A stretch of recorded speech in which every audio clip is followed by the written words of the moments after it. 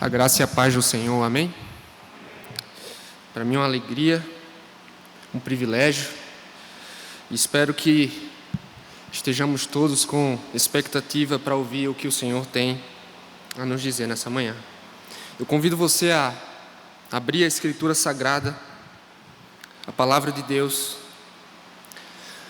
no livro dos começos, Gênesis, capítulo de número 23.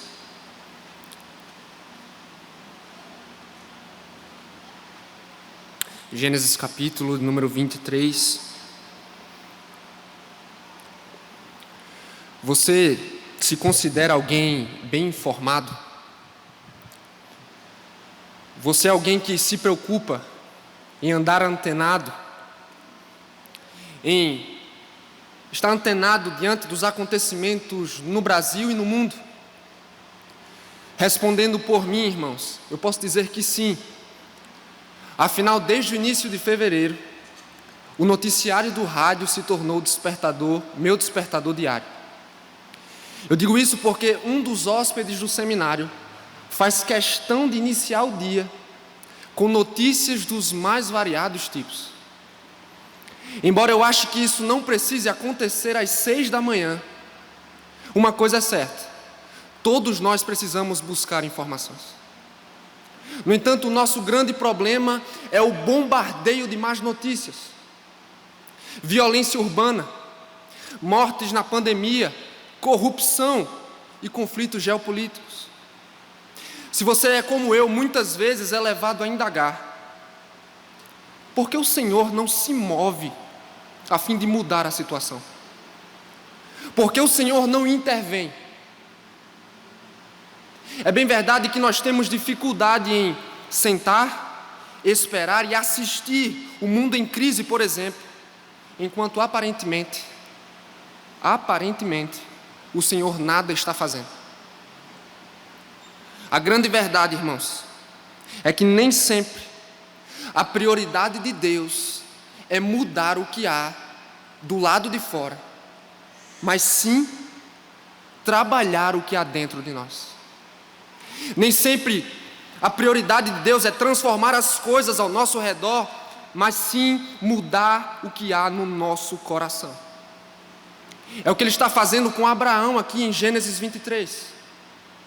Enquanto o patriarca lamenta a morte de um ente querido e espera o pleno cumprimento das promessas de Deus, ele tem seu coração trabalhado pelo Senhor e tem a sua fé fortalecida. Acompanhe comigo a leitura da palavra de Deus. Nós vamos ler inicialmente os versos 20 a 24 do capítulo de número 22. Gênesis 22, do 20 ao 24.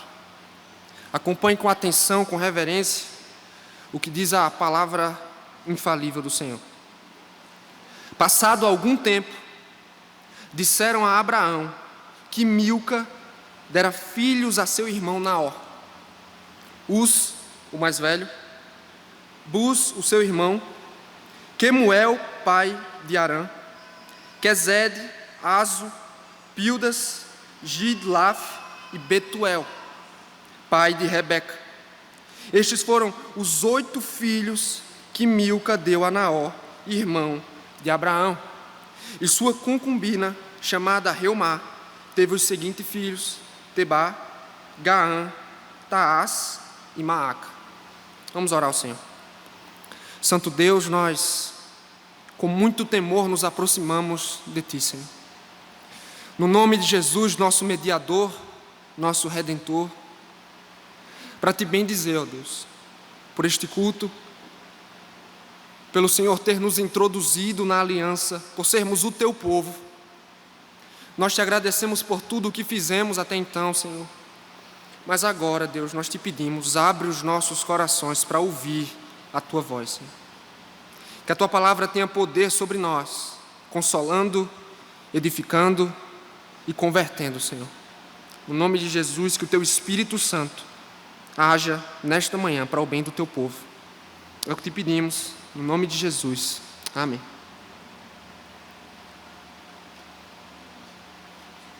À medida que nos aproximamos do fim dos eventos em torno da vida do patriarca Abraão, precisamos reconhecer que sua história foi, no mínimo, eletrizante, irmãos. Os últimos capítulos, em especial, foram de tirar o fôlego. Sua vida é marcada por muitos altos e baixos. No entanto, você se engana se pensa que as emoções chegaram ao fim. No fim do capítulo de número 22, Abraão recebe uma ótima notícia, como lemos. Naor, seu irmão, fora abençoado com filhos. A sua família estava crescendo, porém, a alegria logo daria lugar ao choro e ao luto. Isso porque Abraão teria de sepultar sua companheira, sua esposa. E João Calvino faz um comentário interessante sobre esta passagem. Ele diz que muitas vezes somos tentados a considerar supérfluos e irrelevantes registros como esse de Gênesis 23. Afinal de contas, nenhum de nós aqui tem interesse na compra de cavernas, muito menos em sepultar pessoas nelas.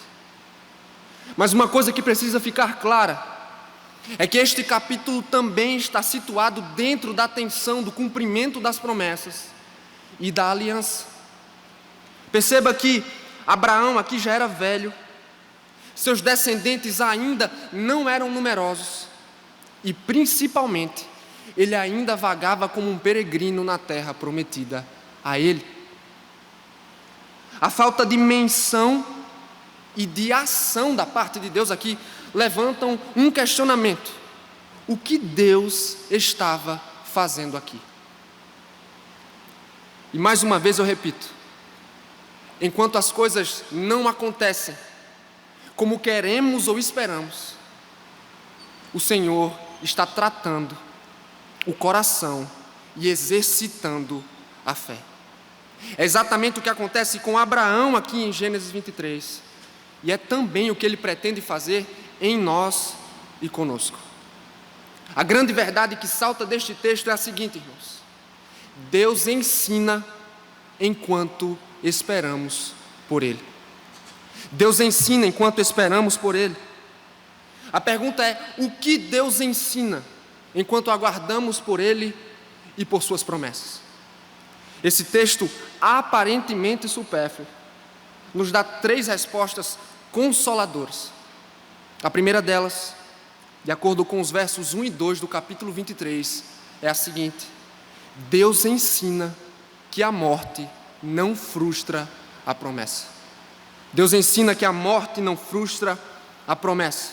E é muito interessante, irmãos, que desde a queda dos nossos pais em Gênesis 3, passou a existir uma alternância entre vida e morte. Depois do pecado, a morte passou a marcar presença na história. E essa alternância fica muito clara, especialmente na narrativa de Gênesis.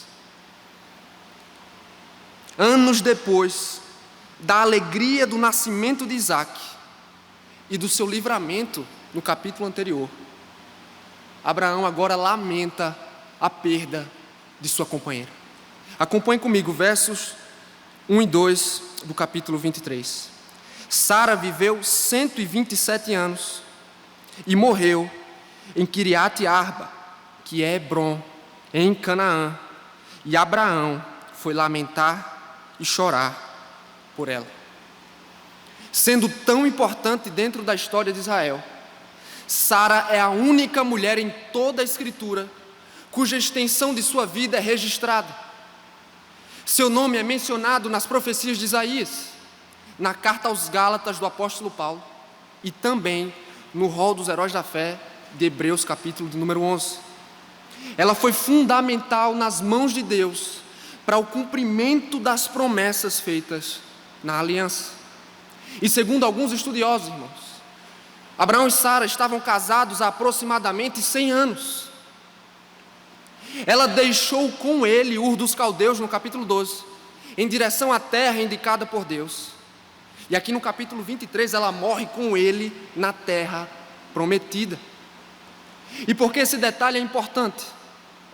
E a resposta é: porque Deus reiteradas vezes assegurou o patriarca de que a terra onde estavam pertenceria aos seus descendentes.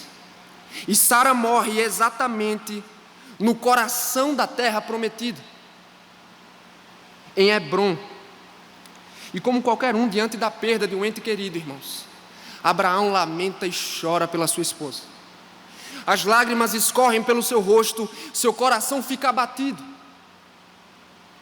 Sua esposa morreu sem ver o pleno cumprimento das promessas de Deus. E mais, em breve seria a vez de Abraão. Afinal de contas, ele já era velho. A pergunta é: será que o fantasma da morte frustraria a fé do patriarca? Será que a sepultura poderia frustrar a promessa ou as promessas de Deus? Para algumas cosmovisões, irmãos, para algumas visões de mundo ou compreensões a respeito da realidade, a morte é o fim de tudo. Ela põe um fim na individualidade, na personalidade e na própria realidade. Ela é um ponto final difícil de engolir, inclusive para alguns cristãos. No século XVII, um puritano de nome William Perkins escreveu um tratado intitulado O Modo Correto de Morrer Bem. Diferente das gerações passadas, os cristãos de hoje não querem nem tocar no assunto. Apesar de todo o consolo que nos é oferecido no Evangelho, muitos crentes ainda temem a morte e o que vem após ela. Esse é o seu caso? Ainda mais em tempos como este, onde nos últimos 2 anos nós acompanhamos de perto o sofrimento e o luto que ela traz. A morte o paralisa, meu irmão. A morte, ou a ideia da morte, o inquieta e tira o teu sono. No lugar de Abraão, você a enxergaria como um obstáculo às promessas de Deus? Será que realmente a sepultura pode frustrar a esperança da nossa fé? Se esse é o seu caso, se você anda temeroso, o Evangelho tem um consolo ao seu coração nesta manhã. Ouça bem, a nossa fé não pode ser ameaçada pela morte. A nossa fé, na verdade, não é ameaçada pela morte. E eu me refiro ao objeto da nossa fé, em quem nós cremos e o que nós esperamos dele. A morte não é uma barreira entre nós, o povo de Deus, e o Senhor e suas promessas eternas. Claro que, ainda assim, ela é o grande adversário. Seu aguilhão é feroz, irmãos. Ela separa famílias, ela interrompe planos e sonhos, ela devasta o coração com tristeza, desesperança e saudade. No capítulo 22, Abraão foi colocado diante de uma prova severa. Deus disse: sacrifica o teu filho, o teu único filho, o filho da promessa, irmãos. E talvez você se pergunte, o que Deus queria através disso? E a resposta é: Deus queria sondar o coração do patriarca e descobrir se ele temia mais a morte ou ao Senhor. Eis o que o autor aos Hebreus diz sobre este evento. Hebreus 11:19.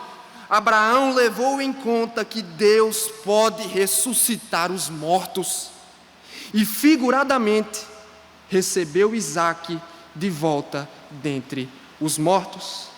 Ou seja, Abraão sabia que nem mesmo a morte, irmãos, impediria o Senhor de cumprir as suas promessas. As dúvidas que o fantasma da morte semeava em seu coração foram todas silenciadas de uma vez por todas. É o que o Evangelho pode fazer em nosso favor.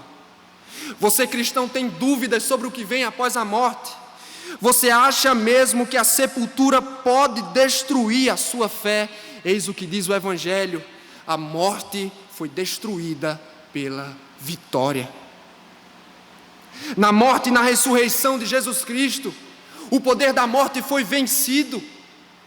Foi porque na cruz do Calvário, Jesus Cristo suportou e foi ferido pelo aguilhão da morte, que ela jamais poderá ser uma barreira e um muro entre nós e Deus. Você deseja encontrar consolo? Abra a palavra depois em 1 Coríntios capítulo 15 e você descobrirá que aos que morrem em Cristo é prometida a ressurreição do corpo no último dia. E mais, Paulo diz, aquilo que é corruptível, ou seja, que é manchado pelo pecado, será revestido de incorruptibilidade. Receberemos corpos semelhantes aos de Cristo Jesus. E não para por aí, irmãos. O Redentor da igreja também tem esperança a nos oferecer quando ele diz: quem ouve a minha palavra e crê naquele que me enviou, não será condenado e tem a vida eterna, mas já passou da morte para a vida. Embora cada um de nós aqui, do mais novo ao mais velho, estejamos fadados a morrer uma vez, Jesus Cristo diz que teremos vida eterna nele. E a mais cara de suas promessas, irmãos, a morte não pode nos separar do amor de Cristo.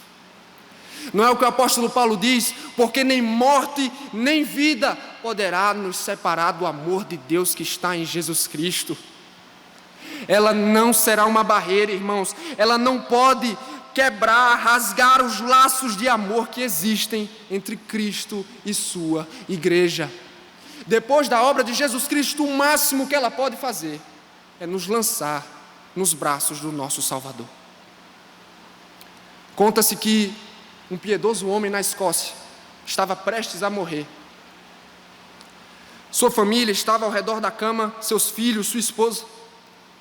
Ele percebeu que sua visão já começava a falhar, seus sentidos estavam enfraquecendo. Ele chamou sua esposa e disse: abra a Bíblia no texto do apóstolo Paulo em Romanos 8 e ponha o meu dedo em cima deste texto. E ele perguntou: você colocou o meu dedo neste texto? E a mulher disse que sim. Então ele se despediu dizendo: que Deus seja convosco. Pela manhã eu ceiei com vocês, à noite estarei sentado à mesa com o Cordeiro. Essa é a atitude de cristãos diante da morte, irmãos. Porque ela não pode nos separar de Deus e de suas promessas eternas. Ela não frustra a nossa fé. Deus ensina enquanto esperamos por Ele, irmãos. Em primeiro lugar, segundo os versos 1 e 2, nós vimos que Deus ensina que a promessa não é frustrada pela morte. A promessa não é frustrada pela morte. Em segundo lugar, segundo os versos 3 a 16, eu posso afirmar a partir do texto que a espera exercita a fé na promessa. A espera exercita a fé na promessa. Depois de lamentar por Sara, Abraão toma providências quanto ao sepultamento dela. E eu quero que você acompanhe a leitura comigo, do verso 3 ao verso de número 6. Diz assim a palavra: depois Abraão deixou ali o corpo de sua mulher e foi falar com os hititas: sou apenas um estrangeiro entre vocês, cedam-me alguma propriedade para a sepultura, para que eu tenha onde enterrar a minha mulher. Responderam os hititas a Abraão: ouça-nos, Senhor, o Senhor é um príncipe de Deus em nosso meio. Enterre a sua mulher numa de nossas sepulturas, na que lhe parecer melhor. Nenhum de nós recusará ceder-lhe sua sepultura, para que enterre a sua mulher. O que nós encontramos a partir daqui, irmãos, é o que os teólogos chamam de diálogo contratual. Ou seja, as partes negociam a fim de chegar a um acordo. Na primeira parte deste diálogo, nós vemos Abraão indo aos hititas, que era o povo que ocupava aquela região específica. E como ele se apresenta diante daquele povo, e isso é muito interessante, ele se apresenta na condição de estrangeiro. Isso chega a ser irônico, irmãos, porque Abraão havia recebido garantias do Criador de que sua descendência herdaria a terra onde estava. Mas a verdade é que durante toda a sua vida ele viveu como peregrino em tendas. Além do mais, embora não esteja tão claro nas nossas traduções, a intenção do patriarca não era simplesmente ter um sepulcro para enterrar sua mulher, mas sim adquirir um sepulcro perpétuo para a sua família ali. Isso porque a palavra que é traduzida como propriedade nas nossas traduções tem a conotação de algo duradouro, de algo perpétuo. No entanto, a política daquela região impedia um estrangeiro de se tornar proprietário da terra. Como responderam os hititas? Com um misto de boa e má vontade. Primeiro, eles admitem que Abraão de fato é alguém abençoado. Até mesmo os pagãos reconhecem que aquele homem era alvo da bênção e da proteção dos céus. Ao mesmo tempo, eles não se mostram tão dispostos em ceder uma propriedade a Abraão. O máximo que ele poderia ter era uma das sepulturas deles, para então sepultar sua esposa. Como Abraão responde, acompanhe comigo a segunda parte do diálogo, versos 7 a 11. Abraão levantou-se, curvou-se perante o povo daquela terra, os hititas, e disse-lhes: já que vocês me dão permissão para sepultar minha mulher, peço que intercedam por mim junto a Efron, filho de Zoar, a fim de que ele me ceda a caverna de Macpela, que lhe pertence e se encontra na divisa do seu campo. Peçam-lhe que a ceda a mim pelo preço justo, para que eu tenha uma propriedade para sepultura entre vocês. Efron, o hitita, estava sentado no meio de seu povo e respondeu a Abraão, sendo ouvido por todos os hititas que tinham vindo à porta da cidade: não, meu senhor, ouça-me, eu lhe cedo o campo e também a caverna que nele está. Cedo-os na presença de meu povo, sepulte a sua mulher. Após ser chamado de príncipe, o patriarca devolve a cortesia e demonstra grande respeito, irmãos, pelo povo presente ali. Ele aproveita a ocasião e faz um pedido. Zoar, na verdade Efron, filho de Zoar, era um homem importante entre os hititas. E a propriedade desejada por Abraão pertencia ao seu território. Sua esperança é que o povo funcione como uma espécie de mediador entre eles. E para sua surpresa, aquele homem estava exatamente ali. E depois de se apresentar, ele se mostra disposto a negociar os termos da transação. E o diálogo contratual é finalizado da seguinte forma, versos de número 12 a 16. Novamente, Abraão curvou-se perante o povo daquela terra e disse a Efron, sendo ouvido por todos: ouça-me, por favor, pagarei o preço do campo, aceite-o, para que eu possa sepultar a minha mulher. Efron respondeu a Abraão: ouça-me, meu senhor, aquele pedaço de terra vale 400 peças de prata. Mas o que significa isso entre mim e você? Sepulte a sua mulher. Abraão concordou com Efron e pesou-lhe o valor por ele estipulado diante dos hititas, 400 peças de prata, de acordo com o peso corrente entre os mercadores. Com toda a reverência, o patriarca confirma na presença de Efron seu interesse em negociar agora o campo e a caverna. Um preço é estipulado, um alto valor para os padrões da época. Porém, Abraão cobre todo o valor e, na presença de muitas testemunhas, conclui a transação com Efron. E talvez você esteja se perguntando o porquê da insistência de Abraão com aquele pedaço de terra. Porque um velho estrangeiro deseja ter uma porção de terra para sepultar ali os seus descendentes? E a resposta é simples, irmãos. Aquele foi um ato de fé. Abraão comprou aquela pequena propriedade para sepultar Sara, na esperança de que um dia toda a terra prometida lhe pertenceria. As palavras de João Calvino resumem o ato de Abraão. Ele diz: pois enquanto eles mesmos permanecessem em silêncio e mudos, o sepulcro clamava, dizendo que a morte não constituía um obstáculo ao acesso de sua posse. Será que o fantasma da morte frustraria a fé de Abraão, irmãos? Nós temos a resposta aqui. Ele compra um pedaço de terra como um ato de fé, e é através da morte de Sara que Deus favorece Abraão com mais uma prova de sua fidelidade. Por ora, ele tem acesso a apenas uma pequena parte, mas ele aprendeu uma lição fundamental: enquanto espera, é preciso alimentar e exercitar a fé no Senhor. Claro, ia demorar um pouco para que toda a terra pertencesse aos seus descendentes, mas aquela pequena porção manteria viva a esperança dele, bem como das futuras gerações. E você precisa admitir comigo que esperar não é muito o nosso forte. Pai, se tiver como botar 10 graus esse ar-condicionado aqui, eu agradeço, viu? Ainda pensei em vir de terno, já pensou? Esperar não é muito nosso forte, irmãos.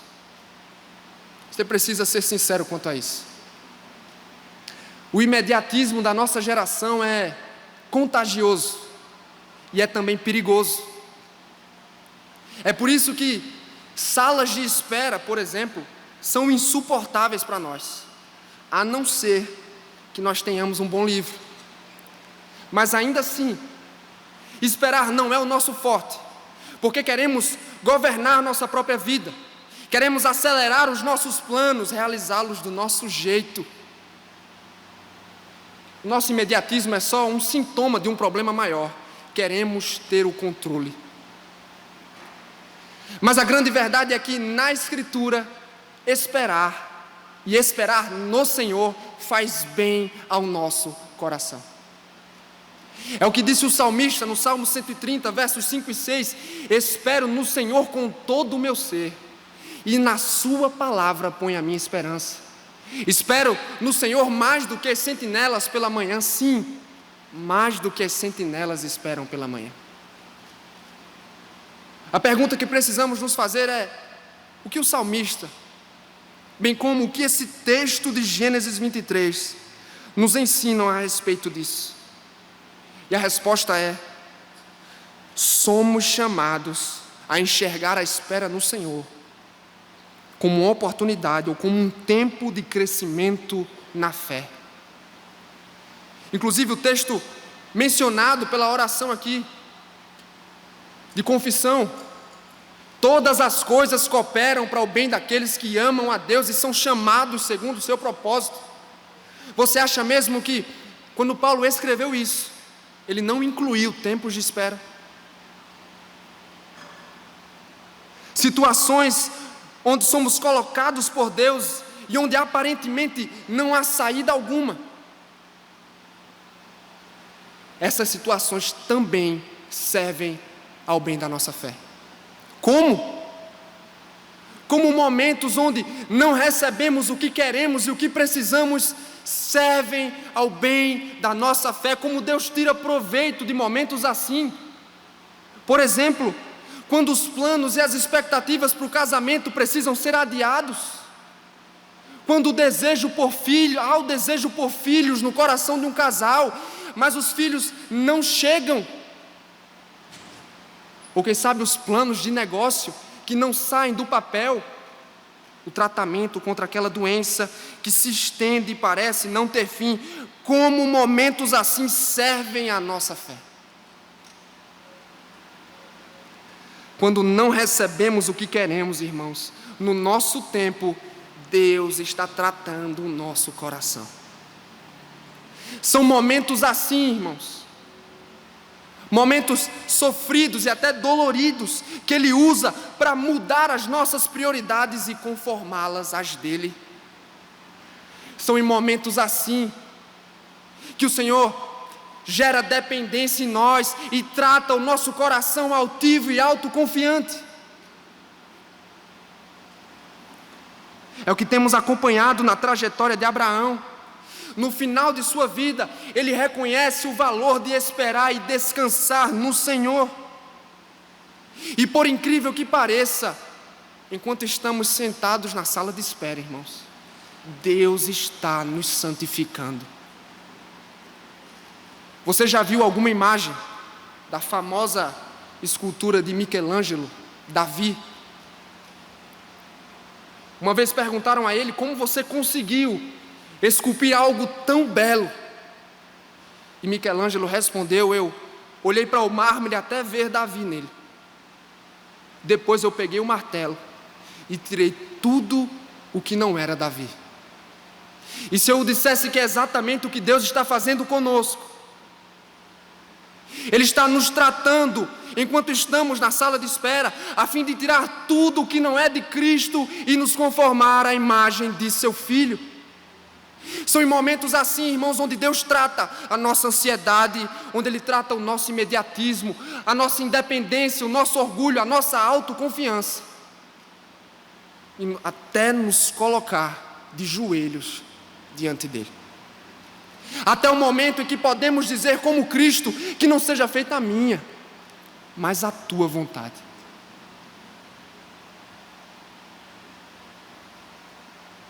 É o que você está vivendo? É exatamente a situação e o contexto em que você está hoje? O conselho que salta do texto é: não desperdice essa ocasião. Deus o está santificando. Deus está tratando o seu coração.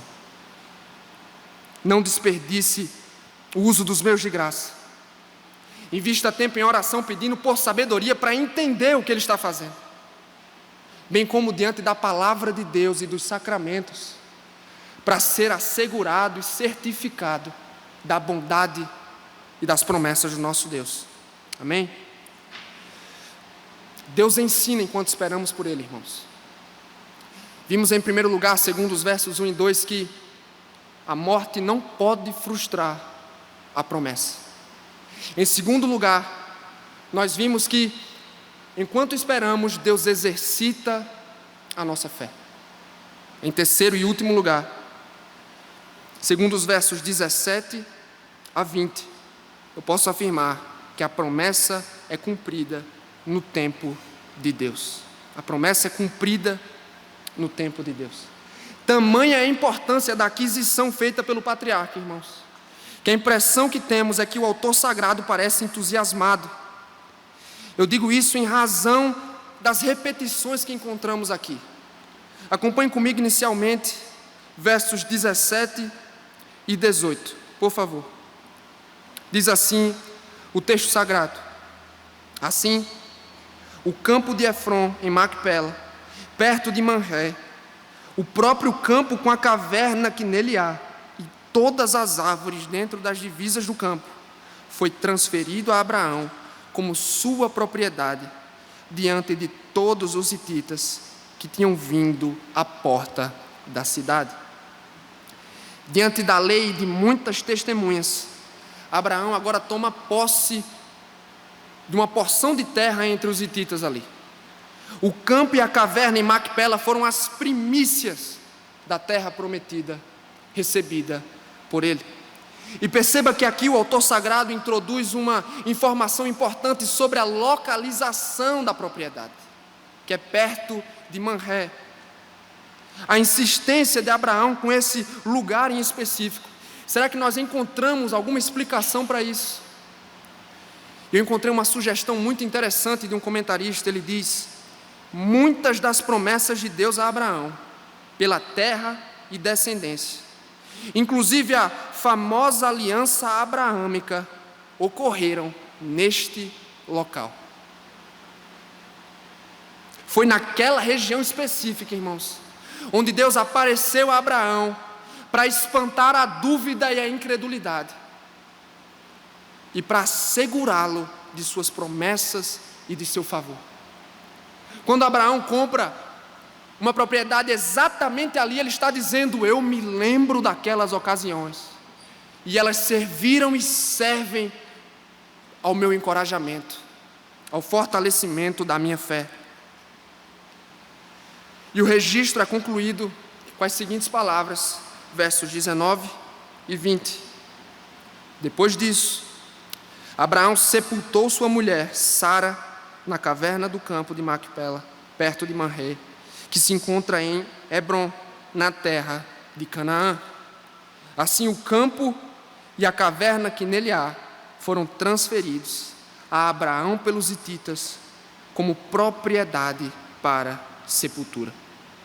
Finalmente, Sara recebe um local apropriado para ser sepultada.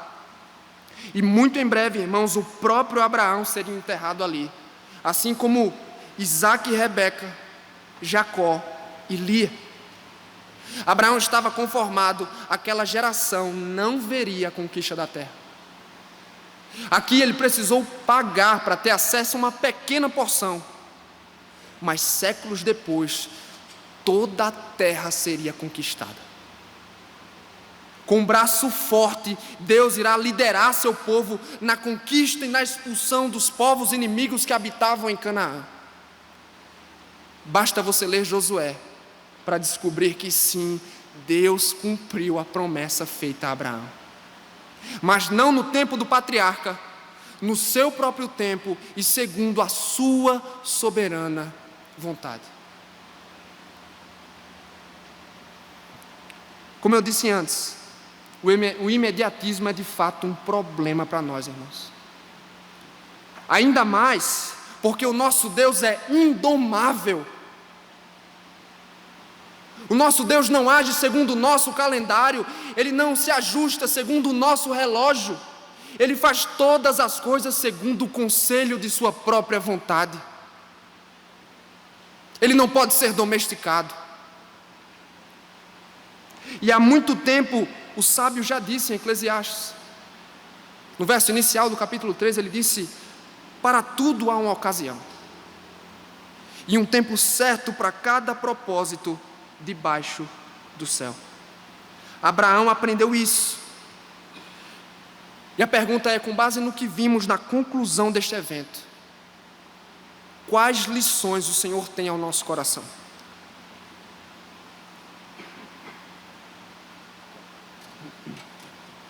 Eu não sei quem foi o santo que ligou esse ventilador, mas Deus vai te abençoar imensamente, meu irmão. Chega, deu um alívio. Primeira lição, irmãos. É preciso amar e estimar mais ao Deus da promessa do que a promessa em si. Esse ponto é fundamental, irmãos, pois o evangelicalismo brasileiro, em especial, tem produzido uma teologia mercenária, uma teologia consumista, uma teologia interesseira. Deus vai te abençoar, Ele vai te dar tudo o que você precisa quando pedir, Ele quer realizar os teus sonhos, Ele quer que você viva como um rei, como uma rainha. Nada pode estar mais longe da verdade. A Bíblia não dá amparo algum para o que se chama teologia da prosperidade.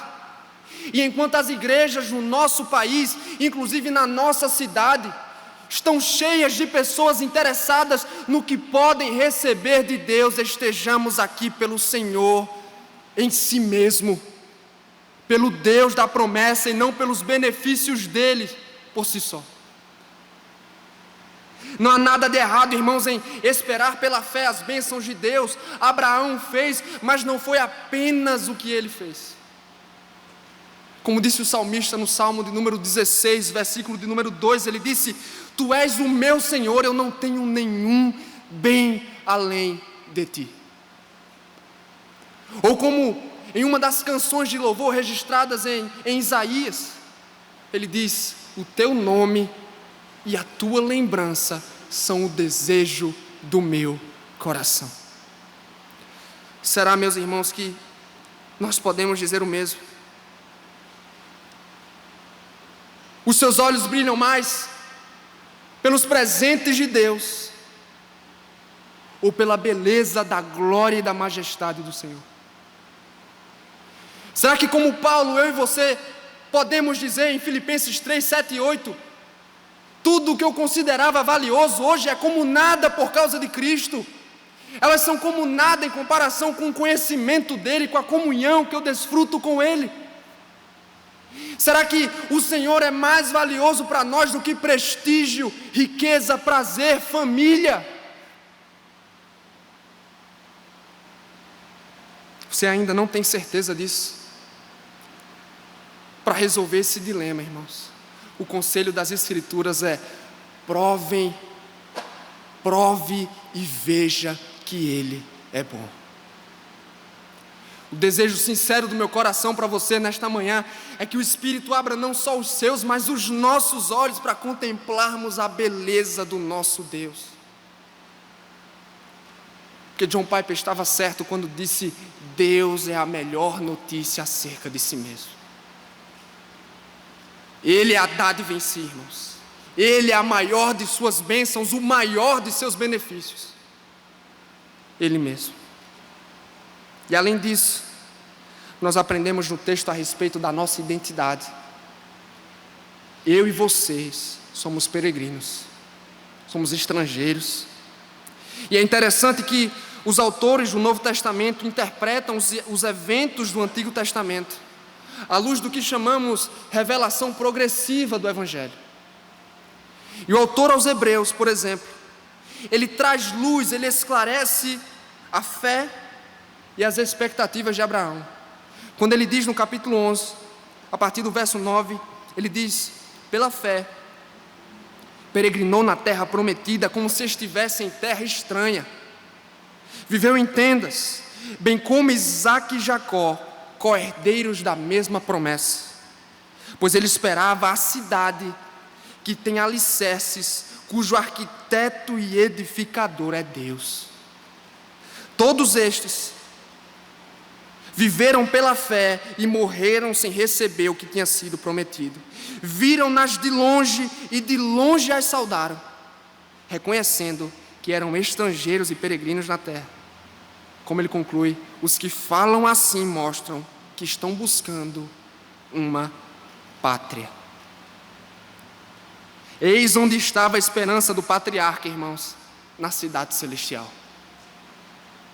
Sem dúvida, ele almejava a conquista da terra prometida, mas ele reconhecia que aquela era apenas uma sombra, uma ilustração da habitação eterna e perfeita na presença de Deus. Será que nós vivemos sob a mesma expectativa? Ou o nível da nossa afeição por esta terra e por este mundo é tão grande que nos roubam os pensamentos e as afeições a respeito do porvir? A grande verdade é que vivemos mais apegados ao aqui e o agora do que deveríamos. E essa é a causa de muitas das nossas decepções. Talvez seja o momento de redirecionar as nossas expectativas. Viver e servir neste mundo para a glória de Deus, com o melhor que temos a oferecer. Mas como um peregrino, alguém que está de passagem. Pois afinal, como disse Paulo, nossa cidadania é celestial. Se você é como eu, muitas vezes é levado a indagar: por que o Senhor não intervém em determinadas situações? Porque Ele não age para mudar o mundo ao nosso redor. E nós perguntamos isso porque é muito difícil ficar sentado esperando e assistindo enquanto aparentemente as crises não são solucionadas, enquanto nada é resolvido. Mas uma coisa que precisamos aprender, irmãos, é que nem sempre a prioridade de Deus é mudar o que há do lado de fora, mas sim trabalhar o que há do lado de dentro. Foi o que Ele fez em favor de Abraão. Mas se até aqui não ficou claro na sua cabeça o que é a história de um homem que compra uma sepultura e enterra a sua mulher nela, tem a ver com você, tem a ver conosco aqui? Eu respondo dizendo: a história deste homem é a história do Evangelho. Isso porque o apóstolo Paulo afirmou que os que são da fé são filhos de Abraão. E mais, os que pertencem a Cristo são descendência de Abraão e herdeiros segundo a promessa. Em Jesus Cristo fomos incluídos na aliança e fomos abençoados como herdeiros de todas as promessas feitas ao Pai da fé. Mas nem sempre foi assim, irmãos, porque durante muito tempo andamos como inimigos de Deus, sem esperança, sem Deus no mundo. Estávamos mortos em nossas transgressões. Éramos escravos do pecado e do diabo, filhos da ira, porém por graça e misericórdia, Deus enviou seu Filho amado, o Verbo encarnado, o descendente de Abraão. E Ele entregou-se para nos redimir e nos resgatar da condenação do pecado e nos introduzir num estado de bem-aventurança e bênção.